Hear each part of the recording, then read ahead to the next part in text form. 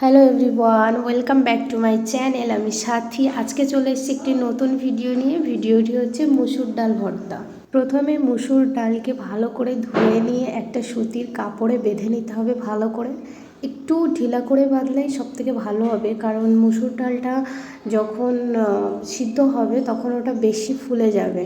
এদিকে আমি মুসুর ডালটা এমনিভাবে সিদ্ধ না করে ভাত রান্না করছিল। আম্মু তো ভাতের মধ্যে দিয়ে দিয়েছিলাম, তার কারণ আমার আর এক্সট্রা করে ডালটা সিদ্ধ করতে হবে না। তো ভাত রান্নাও হয়ে গেল, এদিকে ডালটাও সিদ্ধ হয়ে গেল। তো কাপড় থেকে ছাড়িয়ে নিয়েছি, তারপরে পেঁয়াজ কুচি, লঙ্কা, সর্ষের তেল আর সামান্য লবণ দিয়ে ভালো করে মেখে নিতে হবে। অবশ্যই এটা খেতে দারুণ টেস্ট হয়, আমরা ছোটো থেকে খেয়ে আসছি, তাই ভাবলাম তোমাদের সঙ্গে শেয়ার করা যাক। আর যতক্ষণে এটা মাখা হচ্ছে ততক্ষণে কিছু কথা শেয়ার করি।